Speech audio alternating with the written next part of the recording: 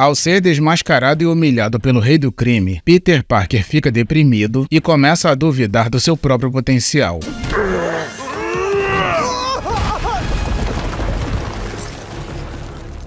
Ao ver o famoso mascarado de Nova York em sua sala particular, Wilson Fisk pergunta para o sujeito se ele pode ajudá-lo e Homem-Aranha ouve a pergunta com sentido aranha disparando. Dessa forma, ele se vira dando um soco no criminoso.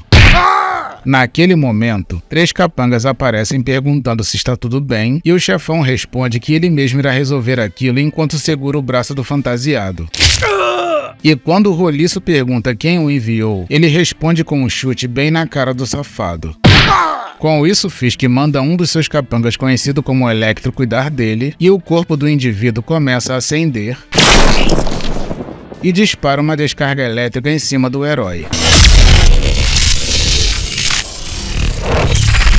E quando o Homem-Aranha desvia, o vilão continua atacando e o coitado faz de tudo para se esquivar dos ataques. E no instante em que o aracnídeo é atingido em cheio,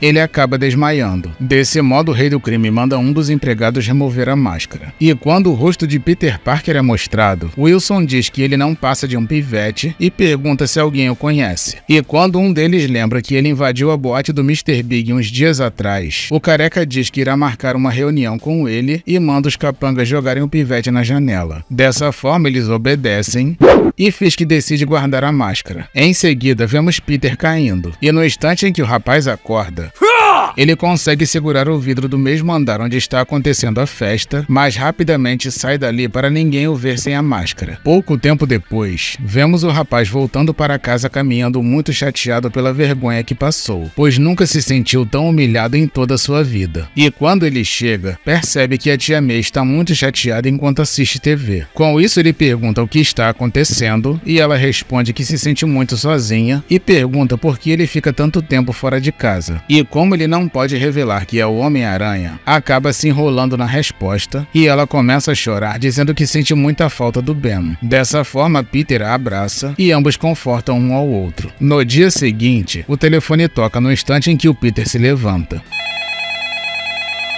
E quando ele atende, Mary Jane, que já estava se aprontando para o encontro daquele dia, pergunta se está tudo certo e ele responde que não está se sentindo bem. E quando ela pergunta o que aconteceu, ele apenas diz que está muito cansado e pede para adiar o encontro. E como eles haviam marcado de irem ao cinema, ela pergunta se ele topa alugar um filme na locadora e ele responde que prefere outro dia. Dessa forma, a ruiva, muito irritada, desliga o telefone e Peter fica pensando que aquilo é uma pena, mas foi melhor assim porque ele seria uma péssima companhia. Enquanto isso, vemos o rei do crime em uma reunião com o Mr. Big. E quando o Homem de Chapéu pergunta que máscara é aquela, ele responde que é apenas um troféu de um cavaleiro que o visitou. E quando eles começam a conversar sobre o fato do mascarado quase ter arruinado a sua festa, Mr. Big começa a debochar da autoridade dele e Wilson diz que aquela postura atrevida não irá ajudá-lo. E quando os outros capangas seguram o Big, rei do crime tira o chapéu dele e coloca a máscara do Homem-Aranha no lugar. E quando o coitado começa a pedir para ele não fazer aquilo, o Fisk segura a cabeça dele e começa a esmagá-lo, deixando os outros impressionados.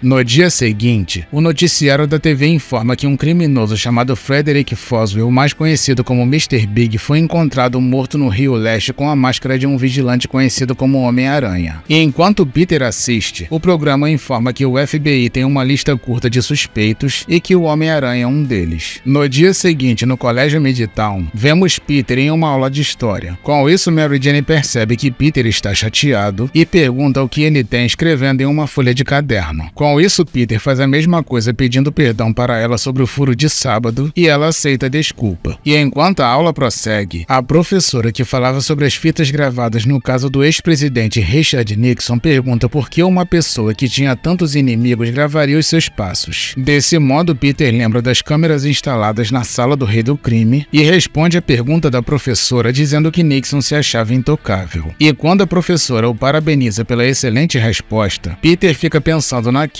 e decide continuar sua luta contra o rei do crime, pois o tema daquela aula o deixou inspirado.